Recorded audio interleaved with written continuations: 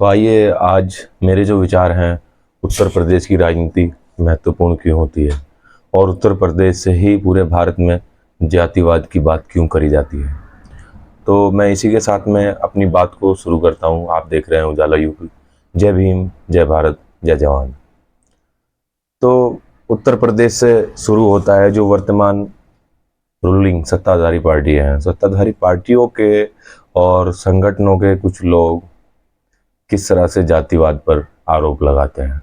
अगर पिछड़े दल के कोई नेता या पिछड़े समाज के नेता राजनीति करते हैं और अपने समाज को सक्षम करते हैं, मजबूत करते हैं, नौकरी रोजगार की बात करते हैं अपने समाज की, तो उन पे जातिवाद के आरोप लगते हैं। आइए तो फिर मैं इसी बात को शुरू करता हूँ बहन कुमारी मायावती से, जो शोषितों और दलितों वंचितों की नेता है। वो अगर अपने समाज की पार्लियामेंट के अंदर सब्बीरपुर में एक कांड हो जाता है, अगर अपने समाज की राज्यसभा के अंदर बात करती है तो उसकी बात सुनी नहीं जाती है। तो ये जातिवाद नहीं है, इस पे कोई बात नहीं करेगा, ना कोई मीडिया बोलेगा।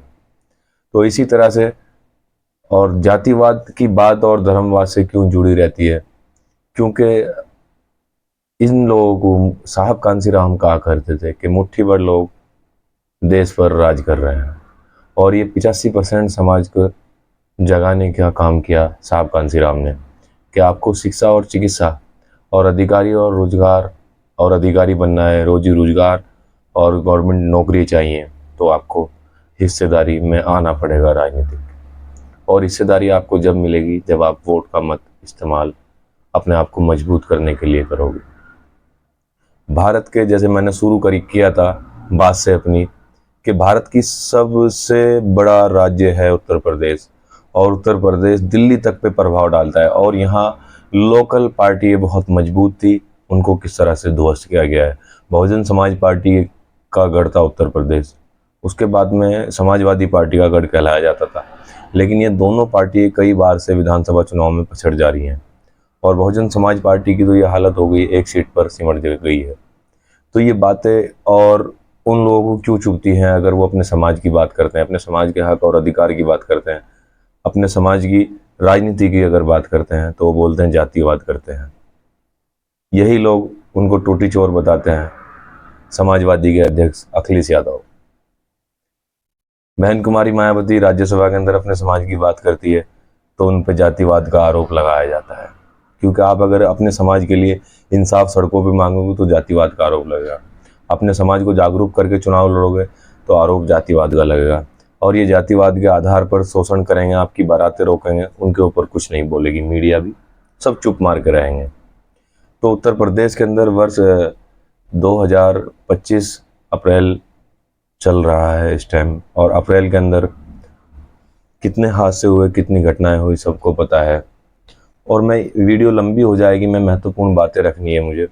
क्या आप मुझे बताइए, जातिवाद की अगर ये बात करते हैं, 26 अप्रैल है आज, अगर ये जातिवाद की बात करते हैं तो इनसे अगर कोई सवाल पूछे, बताइए उत्तर प्रदेश के अंदर समाजवादी पार्टी कब किसी मुस्लिम को चीफ मिनिस्टर का बनाती है? बताइए उत्तर प्रदेश में 3-4 बार समाजवादी पार्टी सरकार में रही है, क्या मुलायम सिंह यादव ने कभी किसी मुस्लिम को डिप्टी सीएम बनाया या अपनी पार्टी का राष्ट्रीय अध्यक्ष बनाया? नहीं। और यहाँ क्या डर दिखाया जाता है, अजीब बात है। खुद बात करते हैं जातिवाद की, जातिवाद का आरोप लगाते हैं जो लोग सत्ता में बैठे हैं, वही लोग उनके समाज के बीच में और दलित समाज के बीच में क्या आरोप फैलाते हैं कि मुस्लिम जीत जाएंगे, जबकि मुस्लिमों की कोई भी पार्टी मुख्यमंत्री का दावेदार लेकर चुनाव नहीं लड़ रही है, और कोई भी पार्टी मुस्लिमों की नहीं। मुस्लिम सिर्फ वोटर है समाजवादी पार्टी का, मुस्लिम वोटर है बहुजन समाज पार्टी का, मुस्लिम वोटर है कांग्रेस पार्टी का, मुस्लिम कुछ गिना चुना भाजपा में भी है। तो ये बात इसलिए अहम हो जाती है जब अनपढ़ गांव के लोगों को बेवकूफ़ बनाया जाता है धर्म के नाम पर, तो उनको ये नहीं पता होता जब वो धर्म में कैसे धर्म की ज्वाला और पिछड़े समाज को और दलित समाज को हाथ में रक्षा और सुरक्षा बल किस तरह दिया जाता है कि आप धर्म के रक्षक हो, धर्म खतरे में है। और जो ये बताकर उनके हाथ में झंडे और डंडे देते हैं, और जो उनसे जेल से राम बुलवाते हैं, उन्हीं के बच्चे डीएम होते हैं, उन्हीं के परिवार से लोग एमपी एमएलए होते हैं, उन्हीं के परिवार से मंत्री महामंत्री होते हैं, और वही लोग संगठनों के सर्वे सर्वा होते हैं। और पिछड़े और दलित लोगों को कहाँ छोड़ दिया जाता है? संगठन की देखरेख में, धर्म को बचाने के लिए। और जब यही लोग जागरूक हो गए, अपने समाज को और अपने हित को जानने के बाद में संवैधानिक रूप से अपना अधिकार मांगते हैं, तो जब इन पर पुलिस की लाठी बजाई जाती है और फिर जातिवाद के आरोप लगाए जाते हैं, तो बड़े दुर्भाग्य की बात है। ये उत्तर प्रदेश की नहीं है, तमाम राज्यों की यही हालात है। तो मैं पूछना चाहता हूँ कि आप बहुजन समाज पार्टी 4 बार चीफ मिनिस्टर रही हैं। मैं मानता हूँ मूल रूप से बहुजन समाज पार्टी सिर्फ चीफ मिनिस्टर आयरन लेडी बहन कुमारी मायावती उत्तर प्रदेश में 2007 से 12 तक का शासनकाल देखिए कितना काम हुआ है। क्या बहन जी के राज में बहन जी ने घोषणा करी थी कोई उप मुख्यमंत्री डिप्टी सीएम मुस्लिम होगा? नहीं होगा। क्या बहुजन समाज पार्टी का कोई राष्ट्रीय अध्यक्ष मुस्लिम है? नहीं है। मुस्लिम सिर्फ कार्यकर्ता हैं और गिने चुने एमपी एमएलए तक रहते हैं। उत्तर प्रदेश में देखो, डीएम, आईएएस, आईपीएस, पीसीएस अधिकारी दलित और पिछड़े कितने हैं। देखो उत्तर प्रदेश में तीसरी बार दूसरी बार सरकार किसकी बनी है और कौन मुट्ठी भर लोग राज कर रहे हैं, ये आप लोगों को समझना पड़ेगा। ये मुस्लिमों का और धर्म का जो चश्मा उठाकर भेदभाव की राजनीति करते हैं और आप लोगों पर ही आरोप लगाते हैं, आप जातिवाद करते हैं। आप अगर रोजगार मांगोगे, शिक्षा और चिकित्सा मांगोगे और अधिकार मांगोगे तो पुलिस की लाठी बजेंगी। और चुनाव का टाइम आएगा, आपको हिंदू बनाकर, हिंदू का चश्मा उड़ाकर भेदभाव खत्म करने का नाटक करते हैं और फिर आपको सत्ता से वंचित रखा जाता है। तो यही बहुजन समाज पार्टी मुझे बताइए, अगर चुनाव जीत जाती है, क्या डिप्टी सीएम मुस्लिम होता है? नहीं होता है। क्या राष्ट्रीय अध्यक्ष मुस्लिम होता है? नहीं होता है। तो भारतीय जनता पार्टी ने किन को हराया? पिछड़ों की पार्टी को हराया, अखिलेश यादव को। पिछड़ों की राजनीति को मट्टी में मिला दिया और मुट्ठी भर लोग राजा बने बैठे हैं। बहुजन समाज पार्टी, जिसका समाज 21 से 22% है, उस पार्टी को मिट्टी में मिला दिया। ये मुस्लिमों की पार्टी थी, मुस्लिम हारे? नहीं हारे। ये समझना पड़ेगा दलित समाज को और पिछड़े समाज को, शोषित और वंचित समाज को, अल्पसंख्यक समाज को, मुस्लिम समाज, जैन समाज, ईसाई समाज, बौद्ध समाज। ये समझना पड़ेगा इन लोगों को कि हम लोगों के साथ क्या हो रहा है। कभी धर्म के नाम पर, कभी जाति के नाम पर हर तरह से फूट डाली जा रही है। तो आपको जागरूक होना पड़ेगा अपने अधिकार के प्रति और अपने मत का सही इस्तेमाल करना पड़ेगा।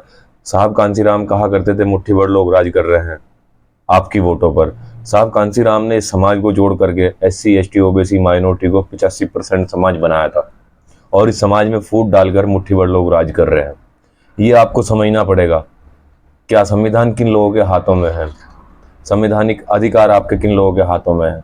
आप किन लोगों की मजबूरी और किन लोगों के एहसान तले जिंदगी गुजार रहे हैं, जबकि इस देश का मूल निवासी का क्या हालात है वो सब जानते हैं।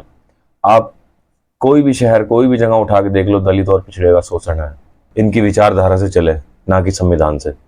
तो आप लोगों को अपने मत का इस्तेमाल, आने वाले आगामी 2027 के चुनाव हैं, अभी वर्तमान में चुनाव चल रहे हैं बिहार के अंदर, विधानसभा चुनाव, वहां भी अपने मतों का सही इस्तेमाल करें और अपनी पावर को, अपनी पहचान को पहचाने। 29 राज्यों में और केंद्र के हाई कमान राज्यों, केंद्र के अंदर कोई भी मुस्लिम आज तक नहीं है। और किसी भी, राहुल गांधी को देख लो, क्या राहुल गांधी की पार्टी में, कांग्रेस के अंदर, क्या कोई मुस्लिम राष्ट्रीय अध्यक्ष है पार्टी का? क्या कोई मुस्लिम उप प्रधानमंत्री बनता है मुस्लिम?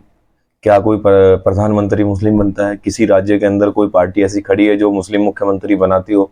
नहीं है। फिर भी हिंदू मुस्लिम चुनाव होता है। मुस्लिम सिर्फ एमपी और एमएलए होते हैं, गिने चुने हुए। ना वो सरकार बना सकते हैं, ना वो सरकार गिरा सकते हैं, फिर भी उनका नाम लेकर सरकार बनाई जाती है।